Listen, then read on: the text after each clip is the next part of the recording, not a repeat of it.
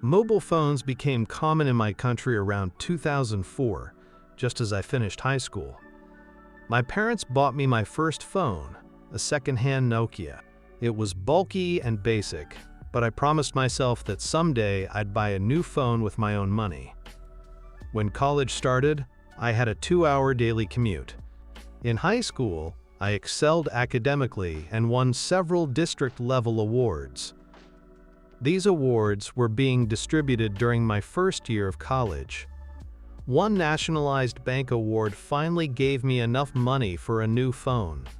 I bought a Sony Ericsson K300i and a premium SIM card, not realizing it had been abandoned by its previous owner. By the third day, I started receiving calls for a guy named Bitsa from various financial institutions. It turned out the number previously belonged to him, and for 20 years I've been getting these calls. Determined to keep my premium number, I began a routine of blocking wrong numbers. Back then, blocking was device-specific, so each time I got a new phone, I had to start over, keeping a list of numbers to block. I got my first job after graduating in 2009. Around 2010, I was assigned to a new project with a notorious reputation for burning people out due to a nefarious project manager named Bits. I didn't know his full name for quite a while. He took pride in making our lives a living hell. Bits ruled with an iron fist. From the moment his team stepped into the office, they were met with a barrage of emails and messages, each more urgent than the last. Bits thrived on creating chaos, often changing project deadlines on a whim, demanding his team work late into the night and through weekends. Bits' presence loomed over every task. He insisted on micromanaging every detail, yet was quick to take credit for any successes, no matter how small.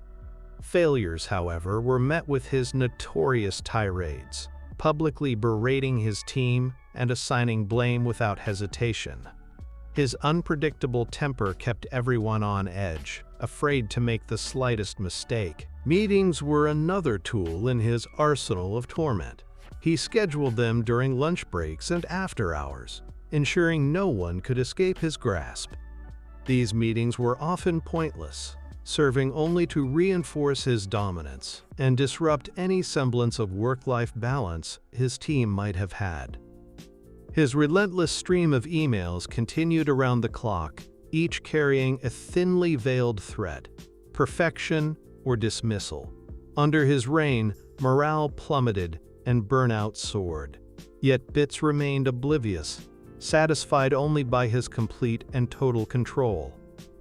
I was quite ashamed when I learned that he was from the same area as I was and had gone to the same school, though years before me. In 2012, our company merged with a parent company. Almost nothing changed personnel-wise, but infrastructure-wise we got MS Outlook and an organization view. That was when I first learned about Bits from an organizational hierarchy perspective. His full name was an eye-opener. It was Bitsa.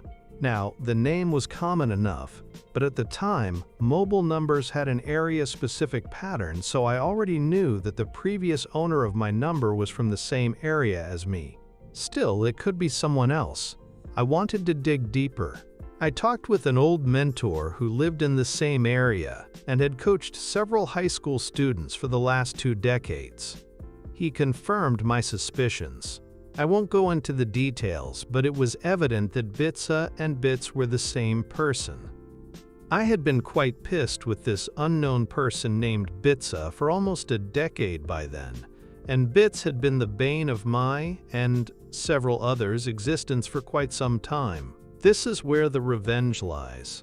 First, I unblocked all the numbers in my phone.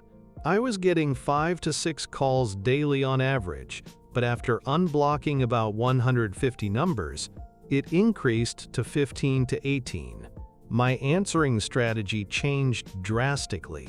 Instead of saying "wrong number," I politely explained that the owner had changed his number and provided his current number to update their database. This is where I could be the AH. I also volunteered his manager's number in case he tries something else. The fallout was epic. These people had been trying to find him for almost a decade. Banks had sold his debts to companies that harass people for a living to get their money back. It turned out he had been taking loans in everyone's names: his wife, parents, uncles, aunts, and giving everyone that same number. He was evading credit card debt and loans of upwards of $200,000, equivalent in USD, but it's a shitload of money where we are from. Apparently, he had almost 20 cases filed against him, but no one could find him. Probably why he thought he could walk on water.